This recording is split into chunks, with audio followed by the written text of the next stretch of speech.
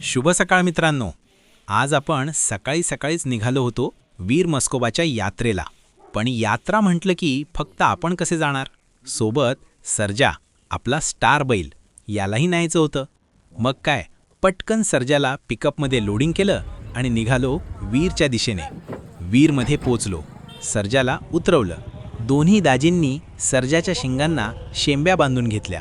सर्जा पण फुल टशनमध्ये उभा, जणू म्हणतोय आज माझाच दिवस. हलगी वाजायला सुरुवात झाली आणि आम्ही निघालो दर्शनाकडे. सर्जाचा तोरा पाहून टॉमी पण बाजूला बघत म्हणत होता, ही वरात कोणाची निघाली रे बाबा.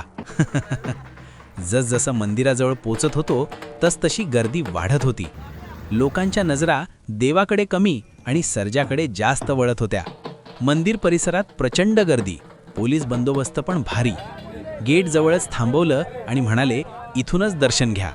मग आम्हीही सहकार्य करत तिथूनच वीर मस्कोबाचं दर्शन घेतलं. दाजींनी गुलाल लावताच वातावरण एकदम रंगात आलं.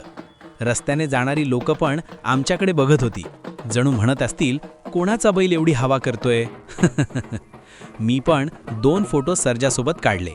स्टारसोबत फोटो हवाच ना. परत निघालो तर पोलीस पुन्हा आले. आता म्हणाले, हलगी पुन्हा वाजवली तर फोडून टाकतो. वर्दीचा सन्मान ठेवत आम्ही शांतपणे तिथून निघालो. पण नाद रक्तात असेल तर हलगी कशाला हवी? करंदाजी हलगी नसतानाही फुल ऑन नाचत होते. थोड्या वेळाने एका मोकळ्या मैदानात सर्जाला हलगीवर नाचवलं. Group photo, reels, poses, full धमाल. पुन्हा सर्जाला पिकअपमध्ये लोड करून निघालो गोशाळेकडे. रस्त्यात दाजी दीपक शूट केलेला व्हिडिओ दाखवत होते.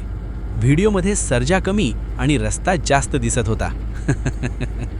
गोशाळेवर पोहोचलो तर वडापाव तयारच. मग काय, मस्तपैकी वडापाव पार्टी. संध्याकाळ झाली. म्हटलं आता जेजुरीला शूटिंगला जायचंय. आवरलं. लोकेशनवर पोहोचलो. सेटअप, शूटिंग, पॅकअप आणि पुन्हा गोशाळेकडे प्रस्थान.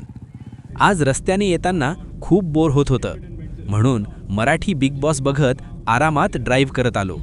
तर असा गेला आपला आजचा फुल ऑन धमाल दिवस.